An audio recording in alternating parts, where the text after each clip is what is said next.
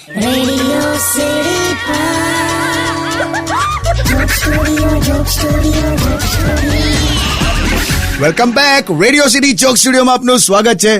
કિશોર કાકા, ફટાકડા ફોડ્યા કે નહીં? ના, મેં પતંગને કિન્ના બાંધતો હતો. હરકા જવાબ આપો ને. પેલા બધા દિવાળી માણસ શું કરે? મારે તો મહેશ 14 થી કાળીઓ ઘેર આવી ગયેલો. હે? અરે કાળી 14 થી મહેશ ઘેર આવી ગયેલો. ઓ, તમારો સાળો કાળા કટ્ટા. હા, તે ફટાકડા એ ફોડ્યા કરતો હતો ફટાકડા. એક તો એનો આવો દેખાવ, અને પાછો એવો તૈયાર થયેલો, પીળા પીળા ટપકા વાળું કઈક શર્ટ પહેરેલું, આમ પીળા પીળા ટપકા ટપકા ટપકા. બુંદીનો લાડુ રોડ પર પડી ગયો ને તૂટી ગયો ને એવો લાગતો હતો. શું બુંદીનો લાડુ? આડે ધડ ફટાકડા ફોડતો તો.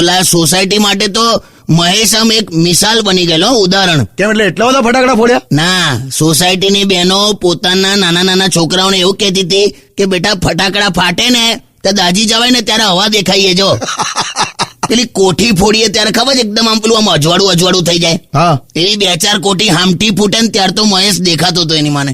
અને પેલા સુતળી બોમ્બ ને ચકલી ટેટા તો એવી આઈટમ છે ને, આમ ફૂટે તો ધડ દઈને ફૂટી જાય, બાકી હળગીના મોલવાઈ ગયેલું હોય ને તો ખ્યાલે ના આવેલા. આખો પરિવાર તઈ ટેન્શનમાં જોયા કરતું હોય આમ એક બાજુ. હા, આપણને એવું થાય કે બંધ થઈ ગયું છે, પછી પાસે જઈએ ને તો ફાટે એકદમ. આમ દૂર પેલું આમ ઝીણું હળગ્યા કરતું હોય. અને ત્યારે છે ને ડોહાઓ બહુ એક્ટિવ થઈ જાય. એમ સળગે છે કે સળગે છે, સળગે જો છે. થર્ડ અમ્પાયર LBW આમ ચેક કરવા બેઠો હોય ને એવું. એમ આખું પરિવાર એવું ભેગું થઈને બોમ્બ સામે જુએ ને, આમ ગામના નાળામાં પેલી પડેલી લાશ જોતા હોય ને એવું. મહેશ દાજ્યો હોવ કરો, જો કે ખ્યાલ નતો આવતો એની પર્સનાલિટીમાં. કઈ રીતે? કહું તને, તું સોંગ વગાડ, કહું તને આખું. Joke Studio, Joke Studio, Joke Studio. Only on Radio